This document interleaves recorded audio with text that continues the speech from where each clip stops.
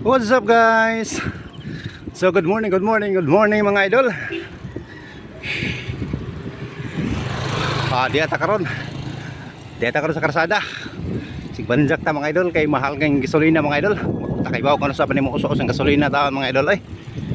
Pero nindot mga idol kung naka-ceasefire man. So bintaha araw ka naka-ceasefire.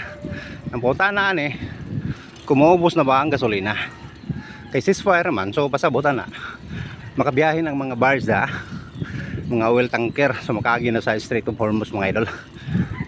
Pero mga idol,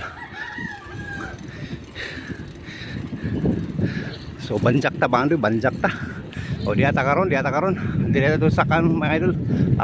Proper malitbog sayo kita diri mga idol, ikan ta sa consumption malitbog mga idol. Karon padong na tamuli sa buntok. Na. Banjak. Buhay tayo choice ani mga idol. Banjak yuta ni para mudagan niya itong bisikleta mga idol.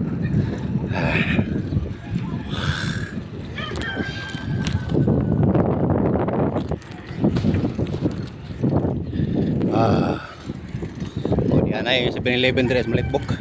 Abli na 7-Eleven na mga idol 24/7 na sila mga bli. Pagbay ka yuhaw ka hapit ka dito palit ka tubig. Di gani Red Horse.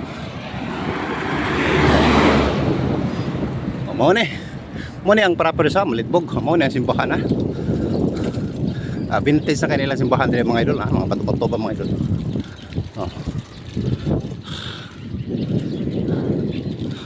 Pasingot ta karon. Di ata karon sa malitbog proper.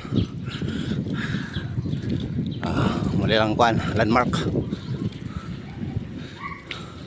Diya po yung mga room diri available mga idol na sa Spring Park. Hayahay gani mga idol kung na kay kwarta. Pero kung tay kwarta di ta hayahay di malas.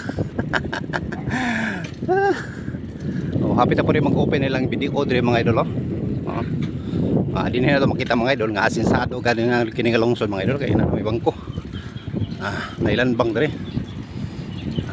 Okay. Perting mingaw ang daan mga idol. Sayo sa kamuntakon, mingaw ang daan mga idol. Usa po din nga hatag rason ng mga idol, mingaw ang daan. Kay tungod lagi kay nagmahal ang atong pan gasolina karon, ang diesel. Hapit ng 200 taon mga idol. Dire sa Emirates. 150 ang diesel. Gasoline 95. Hala.